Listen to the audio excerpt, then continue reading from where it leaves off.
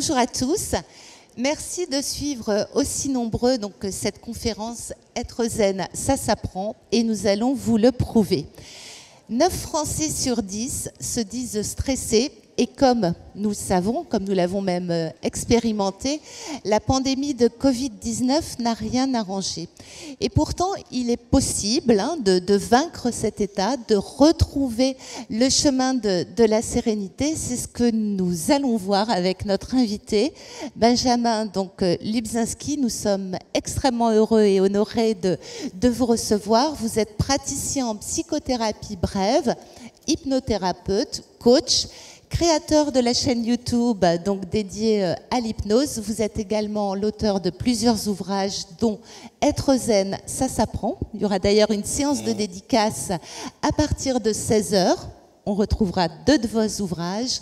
Être zen, ça s'apprend et bien dormir, ça s'apprend. Mais là, tout de suite, voilà. Avant peut-être notre séance, je vous propose peut-être de nous dire pourquoi nous sommes stressés et comment on peut envisager de se sortir de cet état, et est-ce qu'on peut en sortir seul ou faut-il être accompagné? Vous avez le micro. Effectivement, on parlait tout à l'heure du nombre de personnes qui sont stressées. C'est 9 Français sur 10. Et les chiffres ont augmenté à peu près de 25%. Donc on peut dire qu'on est tous à peu près stressés. Et le stress que j'aimerais que vous ayez comme idée, c'est que c'est vraiment quelque chose qui nous concerne tous. Non seulement parce qu'on est dans une société où on est très stressé, stressé par le travail, stressé par la pandémie, mais aussi il faut considérer que le stress, ça regroupe d'autres pathologies. Par exemple, les crises d'angoisse, ce sont des pics de stress. Les phobies, ce sont des pics de stress qui sont liés à des situations bien précises. Et même la dépression, on peut considérer, c'est plus agréable, on peut considérer que c'est une sorte d'anesthésie au stress. Donc moi, je commence mon livre en disant que j'aime le stress. Alors j'aime le stress pour plusieurs raisons très simples. La première, c'est que quand on parle aux gens de stress, on sait de quoi on parle. On se sent tous stressés, on sait à quoi ça correspond. C'est pas un terme nébuleux, c'est pas comme l'anxiété, c'est pas comme l'angoisse. Le stress, ça nous parle. Ensuite, le stress, ça touche 80% des problèmes qu'on peut tous avoir au cours de notre vie. Donc les crises d'angoisse, c'est à peu près 15% de la population. Les phobies, 20%. La dépression, à peu près 20% également. Et je pars du principe, et j'y crois fortement, que le stress, on devrait tous travailler dessus, et qu'on devrait au moins le faire avant une thérapie ou au moment où on débute une thérapie. Parce que la plus grande partie des problèmes courants diminue avec la baisse de stress. Et le stress, on en parle tout le temps. 80% des gens ont peur de prendre la parole en public. Alors, je regarde, mes mains sont un peu moites, ma voix est un peu rauque, ma respiration un peu courte. Ah, je suis peut-être stressé. Alors non, c'est pas tout à fait vrai, je suis plutôt à l'aise en public. Mais c'est vrai que si on demandait à vous de venir ici et de vous adresser au public, vous savez, ce moment désagréable où on se dit je suis bien planqué dans le public, et puis on vous dit mais venez témoigner, venez parler, venez partager. Là, vous auriez du stress. Une erreur qui est courante et contre laquelle je lutte au maximum, c'est l'idée qu'on est stressé, voilà, qu'on est naturellement anxieux. Pourquoi ? Parce que si on se dit « je suis anxieux », c'est quelque chose qu'on va avoir tendance à accepter, on va le supporter et rien ne faire contre. Or, travailler sur le stress est excessivement facile. Je vais vous en parler un petit peu. Tout à l'heure, j'aurai l'occasion de passer de la théorie à la pratique. Moi, je suis comme Saint Thomas, c'est-à-dire je ne crois que ce que je vois ou que ce que je touche. Et avec cette démonstration d'hypnose, vous aurez l'occasion de voir que vous pouvez être davantage calme. Alors, comment on traite le stress? D'abord, il y a des repères tout simples à mettre dans sa vie. C'est-à-dire qu'au travail, il faut faire des pauses toutes les heures et demie. Ça correspond au cycle ultradien, des moments où la tension baisse. Quelle qu'en soit la raison. C'est-à-dire que de toute façon, si vous faites des pauses, vous serez plus productif après. Mais il faut respecter ces pauses. Il faut faire une vraie pause à l'heure du déjeuner parce que à ce moment-là, on a une baisse de l'activité métabolistique. On a besoin soit de faire une sieste, soit de se relaxer ou au moins de faire une vraie pause. Donc si vous avez la malchance d'avoir des pauses qui durent 15 minutes, une demi-heure au déjeuner, c'est vraiment une mauvaise chose. Et puis, en plus de ces pauses, il faut éviter la dispersion. C'est-à-dire essayer de faire un type d'activité, puis un autre, puis un autre. Très clairement, on n'est pas fait pour multitasker. Mais si déjà vous faites ça, simplement, on s'occupe de moi, c'est agréable, simplement, c'est bon. Une petite pause technique pour qu'on vous entende encore mieux, Benjamin. Les aléas du direct. Là, et ça va. Et c'est pas pour vous stresser, hein. Trop fort. Ouais, moi aussi, ça me rend un petit peu sourd. Hein. Je me disais que j'étais le seul à le remarquer. Vous étiez tous en train de souffrir dans votre coin, je suis désolé.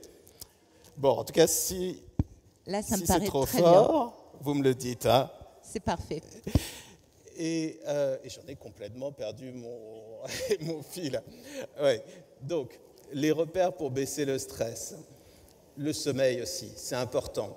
2/3 des personnes parmi vous ne dorment pas 8 heures par nuit. Et ça augmente le stress. Si on veut être plus calme, il faut essayer de se coucher tous les jours à la même heure et de se réveiller à peu près à la même heure et d'avoir ces 8 heures de sommeil. C'est extrêmement simple, mais rien que ça, déjà, votre niveau global de stress va baisser. Ensuite, ce qui est important, c'est de se dire que, alors c'est le titre de mon livre, mais être zen, ça s'apprend. Dès qu'on fait de la relaxation, quelle qu'elle soit, il se passe 2 choses. Le système parasympathique se renforce, le frein à stress, et quand on s'expose ensuite à des stress, quels qu'ils soient, on se désensibilise. Donc si vous avez une stratégie, quelle qu'elle soit, prenez de la méditation, de la respiration, de la détente musculaire, et que vous le faites vraiment tous les jours, fréquemment et plutôt avant les moments de stress qu'après, vous allez vous sentir littéralement de plus en plus calme. Et ce n'est pas une condamnation à vie. Ça demande juste de faire ce travail pendant 1 mois, 2 mois, sérieusement, et vous apprendrez à être calme. Une chose que j'apprécie particulièrement et que vous connaissez tous maintenant, c'est la méditation. Il y a 10 ans, la méditation n'était pas aussi courante que ça. Quand on pensait à méditation, on voyait un moine tibétain en lévitation qui faisait le vide dans son cerveau. Maintenant, ça fait partie des mœurs, des habitudes. Et ce que j'apprécie dans la méditation, c'est qu'elle a montré qu'on pouvait travailler sur son stress sans en connaître la cause et simplement par une pratique, par un outil, apprendre à être calme. Mais à mon sens, la méditation n'est pas ce qu'il y a de plus efficace. Pourquoi ? Parce qu'il y a beaucoup de gens qui laissent tomber. On écoute l'application que tout le monde connaît, on écoute les quelques méditations gratuites et puis après on s'arrête. C'est un peu casse-pied la méditation. Alors que, par exemple, l'hypnose, ça peut être excessivement créatif. On peut s'amuser, on n'a pas d'effort à faire et on est dans quelque chose qui est extrêmement proche, sauf que vous allez vous détendre beaucoup plus. Donc, si vous avez envie de travailler sur le stress, dans le fond, on se fiche des causes et plus les causes sont anciennes, plus on s'en fiche et au lieu de ça, mettez en place énormément de relaxation. On peut peut-être voir une technique de relaxation comme ça en 1 minute. On prend la plus simple. On inspire par le nez et on laisse l'air sortir par la bouche, sans bruit. Comme ça. Et vous voyez, l'expiration par la bouche est plus lente. L'alternance ralentit la respiration. Et il suffit de continuer comme ça, très tranquillement, et de se laisser porter. On va sentir les muscles qui vont se détendre au fur et à mesure. On peut même faire un peu de visualisation, imaginer un air bleu et chargé de calme qui se diffuse dans les poumons, quelque chose de joli comme ça, et puis un air rouge qu'on laisse partir. Et si vous le faites suffisamment longtemps, votre stress va diminuer de plus en plus, et c'est quelque chose de mécanique, et c'est quelque chose qu'on peut faire à n'importe quel moment. Quelqu'un vous parle, vous pouvez faire cette technique de respiration. Autre technique rapide, la méthode Jacobson.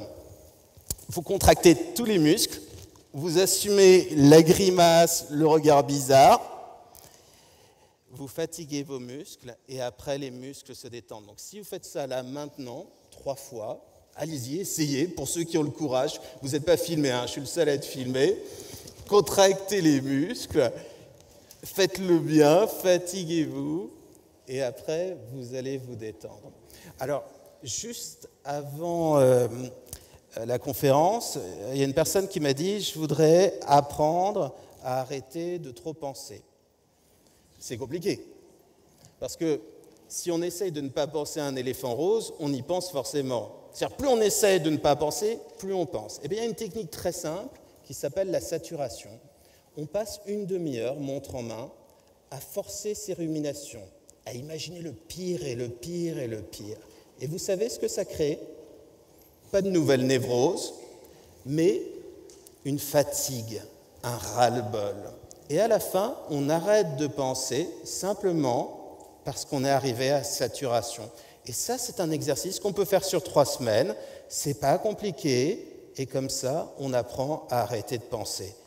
Donc pour moi, le but de mes livres, de ma pratique, de ma chaîne YouTube, c'est de transformer quelque chose d'un peu nébuleux et compliqué en une méthodologie, en une autothérapie, en des choses qu'on peut faire soi-même. Alors, on va faire une séance d'hypnose. Alors, elle sera forcément un petit peu courte.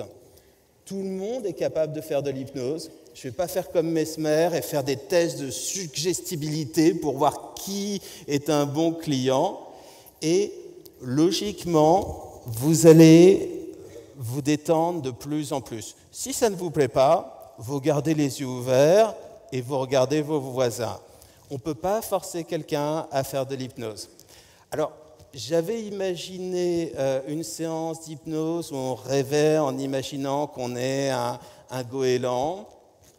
On est près de la Méditerranée, c'est Nice, je me disais, ça ira bien dans le contexte. Mais si quelque chose vous tente, une expérience, n'hésitez pas, sinon on se lancera là-dedans.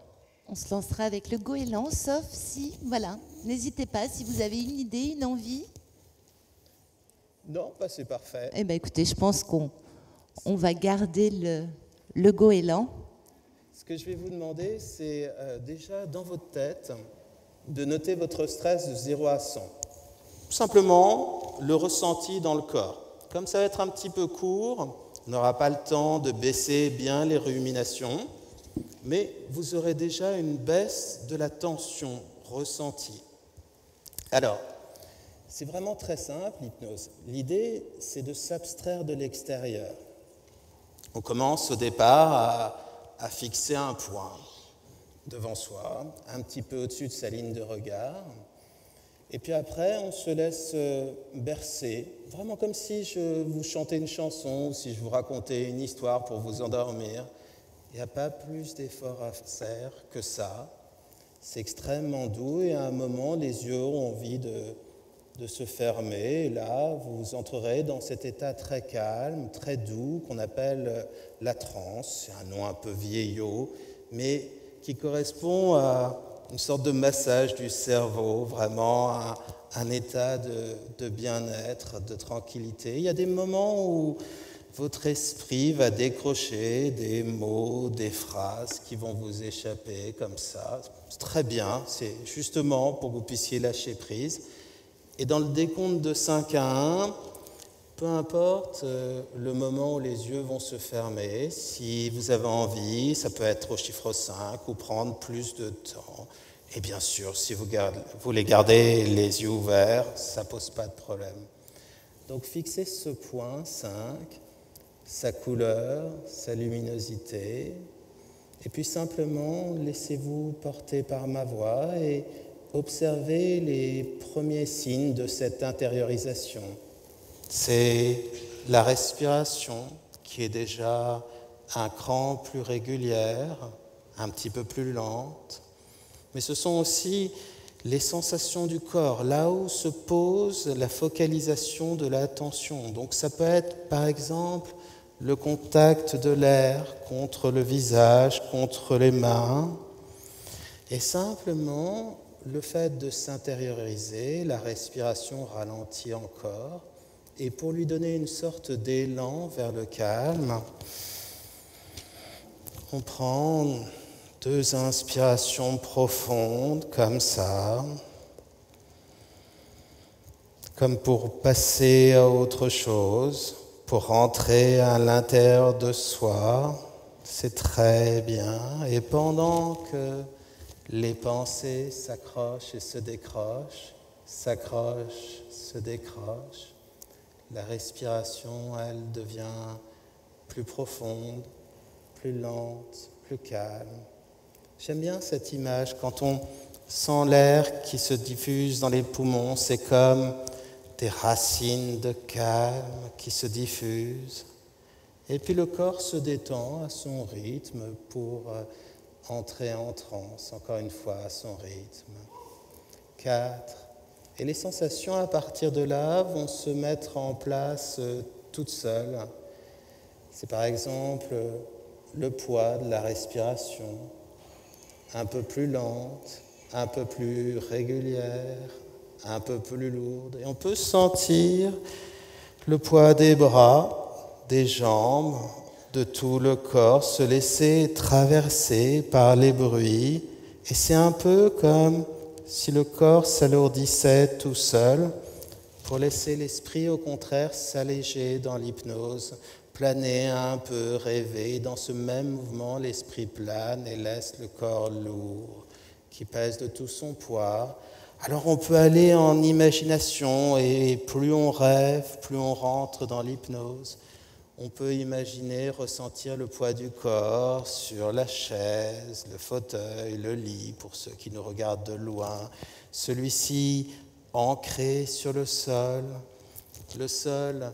ancré sur les fondations de cet endroit. Et on continue en rêve simplement pour décrocher ces fondations ancrées sur la ville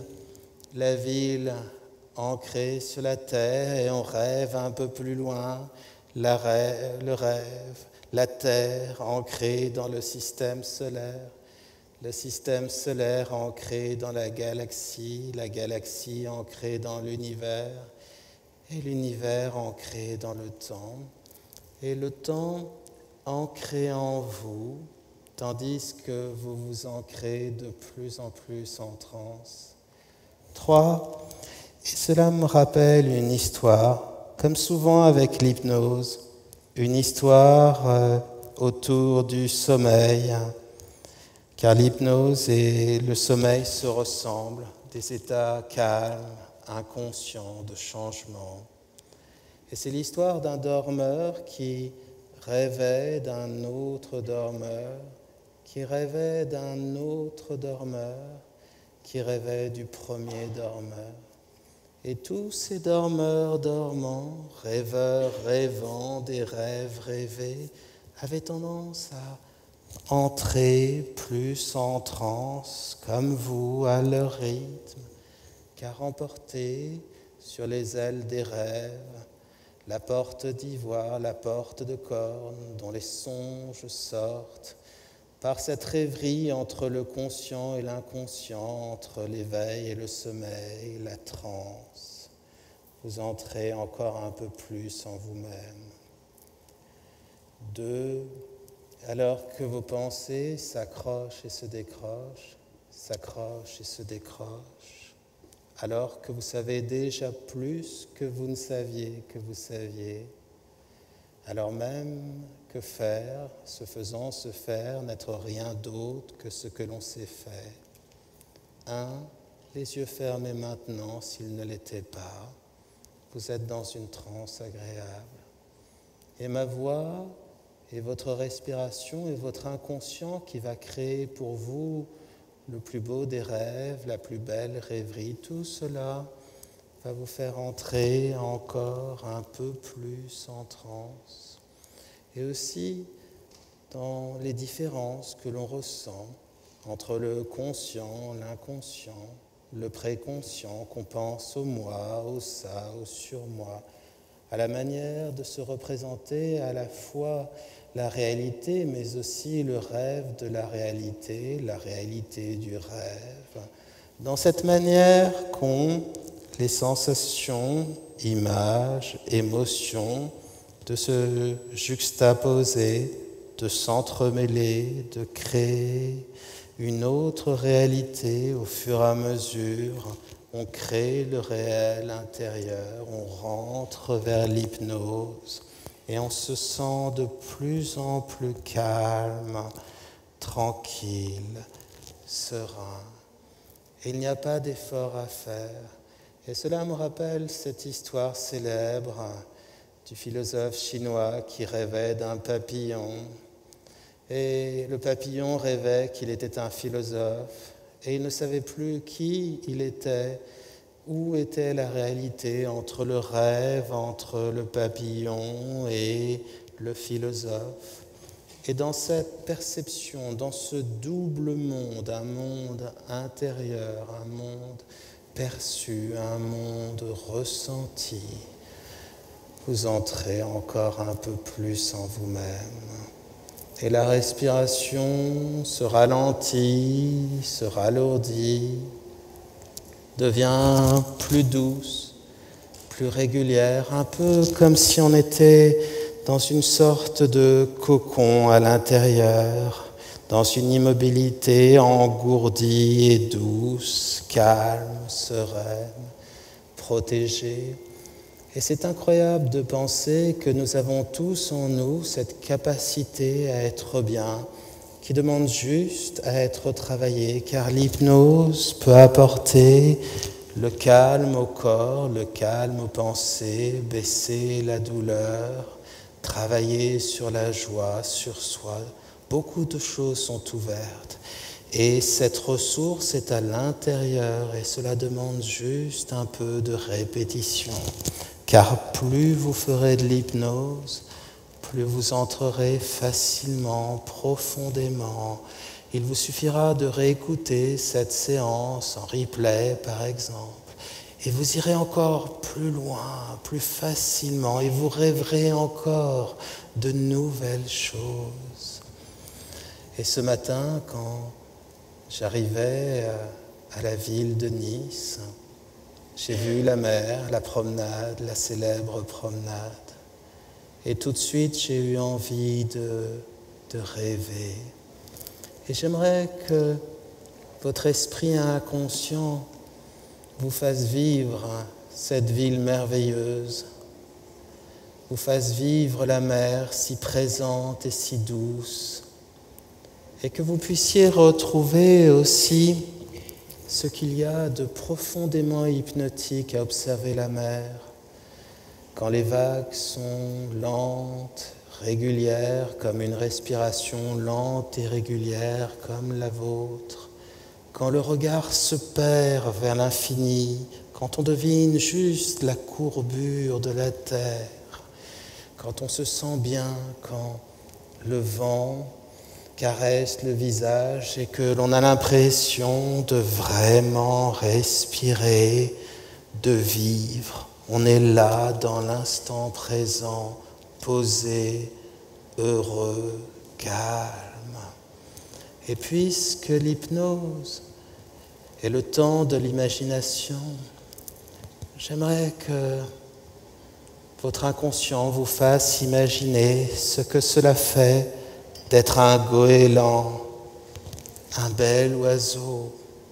Imaginez vos bras se transformant en ailes si larges, majestueuses, que le corps devienne léger et que vous puissiez regarder vers les nuages et vous dire « Ils sont accessibles, tous les lieux, la mer, les montagnes, l'arrière-pays, et même encore plus loin, tout est accessible. » Alors, au fur et à mesure, les images, les sons, les sensations vont se préciser et je vais vous inviter simplement à prendre votre envol. La direction, le cap vous appartient, mais profitez déjà de cette liberté. C'est comme quand on plonge sous l'eau, cette possibilité d'aller vers le haut, vers le bas, finalement de ne plus être écrasé au sol et soumis à ses contingences, mais de pouvoir voler, planer, observer la ville de loin, toute petite, les gens de loin.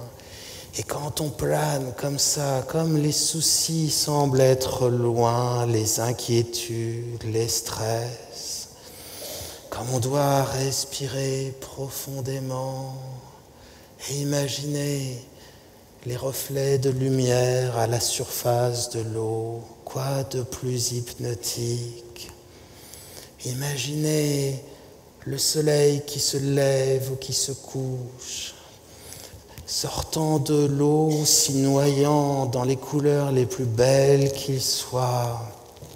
Et imaginez même, si vous le souhaitez, toute la quiétude de la nuit, la quiétude des étoiles, l'obscure clarté qui tombe des étoiles et la lune présente qui vous guide et tout devient beau et on se sent connecté. Les gens qui font de la marche décrivent au bout d'un moment ce sentiment océanique de connexion. On peut l'avoir là maintenant, alors qu'on plane, qu'on vole, qu'on peut jouer avec les nuages, qu'on peut découvrir la nature, la mer.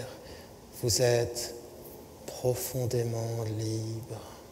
Et le corps le ressent, car autant l'esprit est léger, comme cet oiseau, ce goéland. Jonathan Livingstone, le goéland, c'est livre qui nous a fait tous rêver. Autant le corps, lui, est de l'autre côté, lourd, calme, immobile. C'est comme s'il se reposait. Et d'ailleurs, on dit qu'après une séance d'hypnose, on a à peu près la récupération d'une sieste. Et vous verrez tout à l'heure, la respiration sera tellement libre, régulière, profonde. Quelle merveille! Mais peut-être avez-vous envie de vous rapprocher de la mer, d'observer la transparence de l'eau, les poissons, les algues peut-être, ou peut-être d'autres animaux, d'autres plantes. Être un oiseau, se sentir libre, sentir le frémissement du vent dans ses plumes, observer tout avec une vue si précise et connaître en soi ce sentiment merveilleux d'insouciance, de calme, de liberté. Et vous pouvez toujours retrouver ce sentiment de calme. Laissez le corps, par exemple, serrer le pouce contre l'index pour associer cette sensation d'hypnose, de bien-être, de vol, de liberté à ce moment, à cet instant, tout en se disant que plus vous referez de l'hypnose, plus vous voguerez, plus vous irez loin. Être calme, se laisser porter par le bruit du vent, par le bruit régulier des vagues, peut-être par le son des autres oiseaux, et regarder les nuages et deviner chez eux des formes, d'autres sous-formes, et alors que l'inconscient se connecte, se déconnecte, tout comme le conscient, le préconscient, alors que de l'autre côté, le corps est serein et calme et immobile. C'est une sorte de bien-être total qui se disperse et même l'esprit commence à se reposer. Plus on devient autre et plus on entre en transe et plus l'expérience se précise et plus on est calme. Alors, quand vous referez cette séance, vous pourrez profiter encore davantage de cette liberté, de ce vol, de ce calme qui va se développer de plus en plus en vous. Et simplement, en comptant de 1 à 5, quand vous le souhaiterez, vous pourrez sortir de transe très calme, prêt à vérifier que votre stress de 0 à 100 a bien baissé. Et ce n'est pas l'hypnose qui a fait ça, c'est votre inconscient, ce sont vos capacités. Vous êtes capable d'être plus calme, plus serein. Et si ça, ce n'est pas déjà un aperçu de ce que peut être le bonheur. 1, vous reprenez le contact au fur et à mesure. 2, 3, 4, 5. Vous pouvez ouvrir les yeux et simplement observer les changements. Parfois ça prend un petit peu de temps. On fait comme ça, comme si on avait fait une sieste. On se réoriente et puis on sent la différence. J'espère que vous le ressentez dans votre corps. Les muscles ont dû se détendre. Peut-être vous êtes-vous senti dans le corps un peu plus lourd. Et tout ça sur un temps, je ne sais pas, peut-être une vingtaine de minutes. Donc le stress, ce n'est pas une donnée, ce n'est pas quelque chose qu'on a à supporter. Et il suffit de travailler sur la relaxation pour développer cette capacité de calme. J'ai l'impression que vous êtes un peu plus calme, ça va ? Ouais. J'entends un petit murmure de calme. En tout cas, pendant la séance d'hypnose, c'était très tranquille, hein. Beaucoup plus paisible. Peut-être que vous avez envie de poser des questions, n'hésitez pas. C'est ce que j'allais vous proposer. Moi, je vais peut-être me permettre de vous poser la première.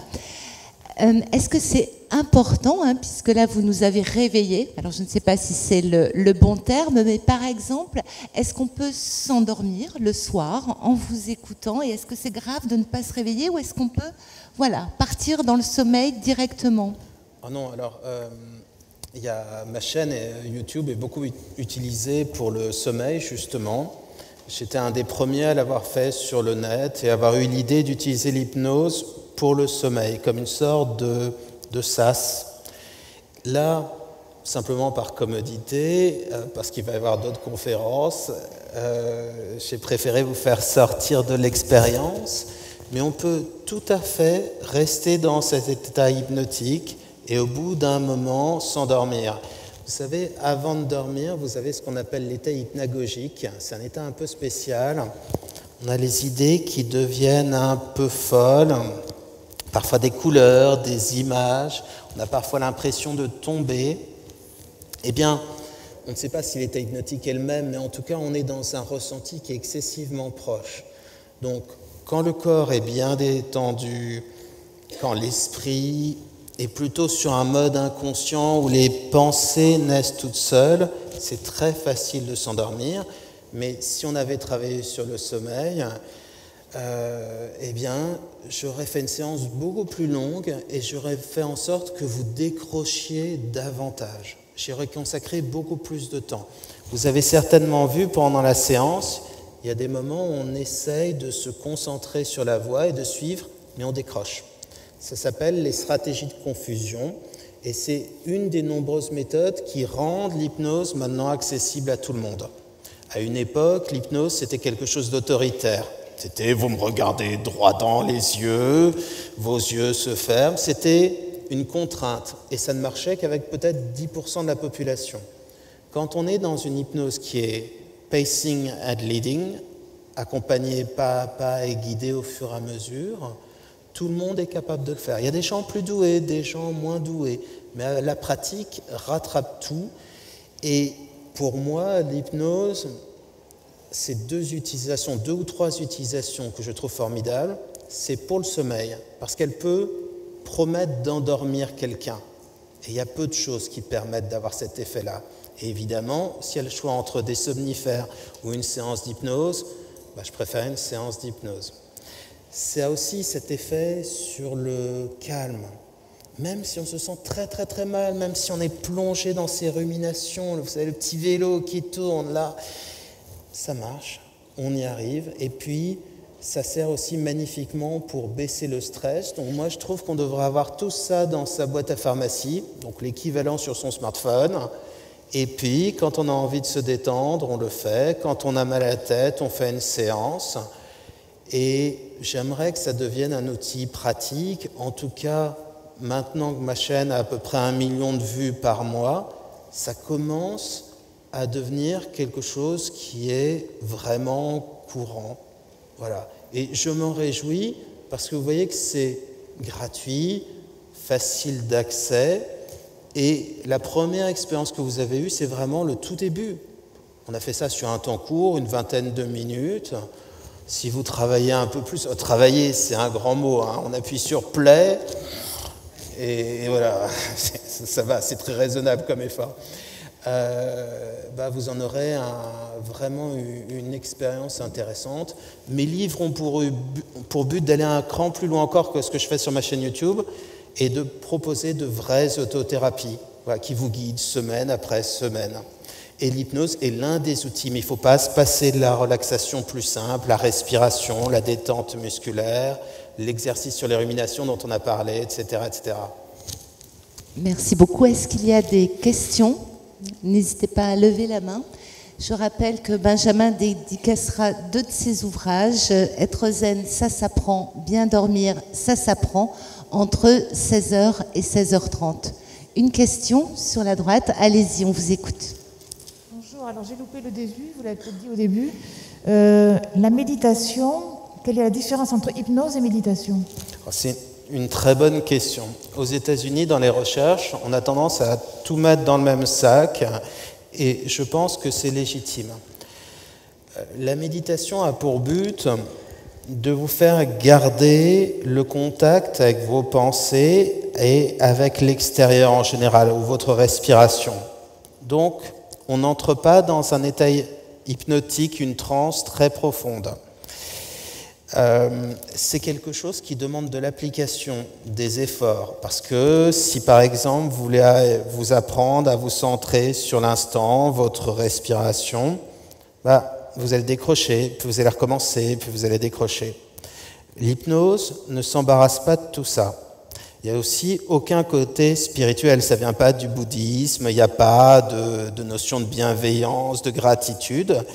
Et on fait en sorte, sans effort, d'avoir directement un état dans lequel on lâche complètement prise, on est complètement à l'ouest, pour dire les choses très clairement, ce qui a l'avantage de créer une détente beaucoup plus forte. Donc quand on veut baisser le stress, c'est plus rapide. Et la deuxième différence, c'est que dans la méditation, on pratique la méditation pour la méditation. Et la pratique finit par faire des effets, mais ça se compte parfois en années. Dans l'hypnose, une fois que vous êtes dans un état hypnotique, vous avez une réceptivité inconsciente qui est beaucoup plus grande et donc on l'exploite. C'est-à-dire que, par exemple, pendant cette séance, Si on avait fait de la méditation, je me serais arrêté au chiffre 1. Avec l'hypnose, je vous ai fait vivre ce que c'était qu'être un goéland, la sensation de liberté, la légèreté, la respiration. Et les changements se sont mis en place tout seuls, à un niveau inconscient. C'est-à-dire que ce que vous avez ressenti d'agréable, vous n'avez pas eu à fournir un effort. Donc, pour moi, l'hypnose, c'est la méditation des paresseux. C'est très bien. C'est plus pragmatique pour commencer à travailler sur son stress. Les résultats sont plus rapides, mais vous n'avez pas la longueur d'une expérience, parfois entourée avec quelqu'un qui vous apprend la méditation sur la longueur. Et c'est très bien la méditation, mais on n'est pas sur le même temps. L'hypnose, ce sont des thérapies brèves. Bon, mais moi j'aime ça parce que c'est pratique et agréable. Merci beaucoup. Une autre question ? Bonjour, merci. J'ai 2 questions en réalité. J'en profite d'avoir le micro. La première, c'est de savoir qu'est-ce qui vous a mené à ce travail ?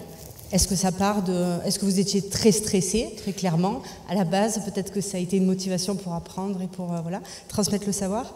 La deuxième question porte sur l'hypnose. Y a-t-il une différence sur l'efficacité entre l'hypnose et l'auto-hypnose ? Alors, j'ai fait une grande école de commerce qui s'appelle l'EDEC, qui est dans le coin d'ailleurs, et j'ai détesté ça. Travailler dans la communication, je n'ai pas supporté, ça n'avait pas de sens pour moi.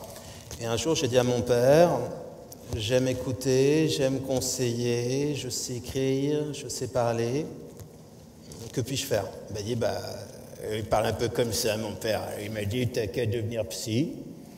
Bon. Mais c'était pas idiot. Et en fait, j'en crevais d'envie, mais je n'arrivais pas à l'admettre.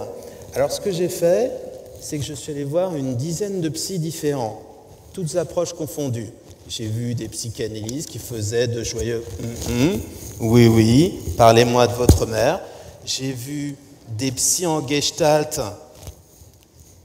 très space, et il y a une seule personne sur tout ce lot, alors ça coûtait cher, parce que la thérapie c'est horriblement cher en France, et c'est peu ou pas remboursé, et j'ai vu une psy qui faisait de l'hypnose ericksonienne, et j'ai senti à un moment une sorte de flottement, et j'ai senti qu'il y avait un truc qui bougeait inconsciemment. J'étais pas une sorte de monolithe, ça m'avait touché à l'intérieur. Et quand je lui ai demandé de quelle manière elle allait m'aider, ce que je demande à tous les psys, elle a su me répondre. Et donc, mon intérêt pour l'hypnose a commencé par ça. Et puis, ce qui me fascine dans l'hypnose, c'est que c'est de la magie laïque. C'est-à-dire que on fait ce que font les magiciens, on fait des choses incroyables, mais on ne vous demande pas de croire à la magie. Et c'est de plus en plus encadré par la science. Donc c'est un moyen de travailler sur soi extraordinaire. C'est fait pour les conteurs, c'est fait pour rêver, c'est quelque chose qui manque à notre société. Et en plus, on ne vous demande pas de croire aux énergies, aux réincarnations. Et moi, ça m'allait vraiment bien. Et la deuxième question, je l'ai oubliée. Hypnose, auto-hypnose. Oui, hypnose, auto-hypnose. Avant, il y avait vraiment une distinction nette entre hypnose et auto-hypnose parce que tout simplement, il n'y avait pas d'enregistrement, peu ou pas. Moi, quand j'avais vu ces psys, elle m'avait enregistré avec un caméscope. Donc, il fallait que je vienne avec ma VHS. Je la reprenais chez moi. Je devais le mettre dans le magnétoscope. Vous voyez, c'était pas terrible. Et donc, on essayait d'apprendre aux patients de l'auto-hypnose parce qu'ils ne pouvaient pas avoir les hypnothérapeutes avec eux. Mais c'est pas très compliqué l'auto-hypnose, mais simplement on n'a pas la richesse d'un regard extérieur, de quelqu'un qui peut s'adapter à vous, de quelqu'un qui a l'expérience de l'hypnose, parce que l'hypnose, plus on la pratique, meilleur on est, très clairement. Donc, je vous dirais maintenant, avec tout ce qui existe sur le net, tout ce qui est disponible et gratuit, pourquoi s'embêter à faire de l'auto-hypnose ? Si ce n'est que, en faisant de l'hypnose, au bout d'un moment, par exemple avec ce décompte de 5 à 1, en fixant un point, vous allez réussir à faire de l'auto-hypnose comme ça, directement. Et on a comme ça une plongée en transe et une détente qui est plus rapide que celle de la méditation.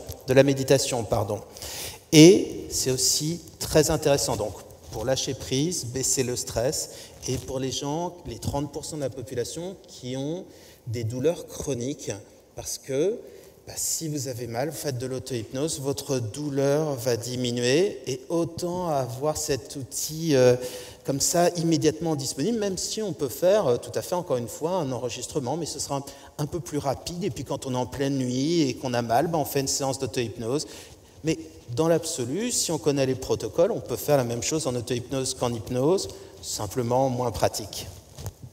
Merci beaucoup. On va prendre une dernière question courte, s'il vous plaît, madame. Bonjour, merci. Bonjour. Est-ce qu'il y a des contre-indications à l'hypnothérapie, notamment, je pense, aux personnalités psychotiques ou quand il y a des risques de décompensation? Merci. Alors, c'est une très bonne remarque.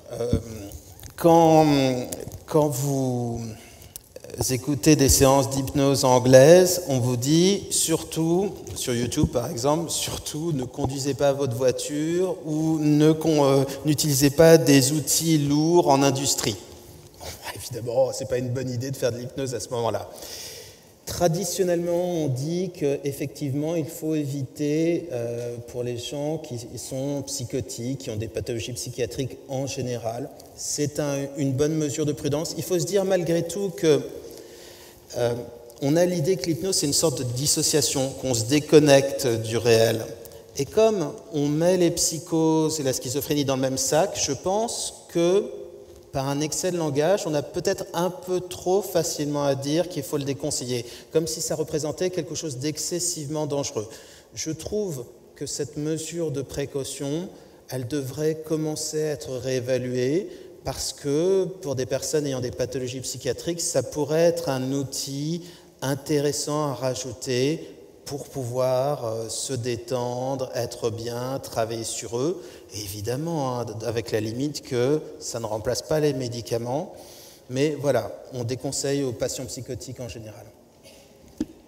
Merci beaucoup. Benjamin Dubzinski, on vous applaudit. C'était passionnant.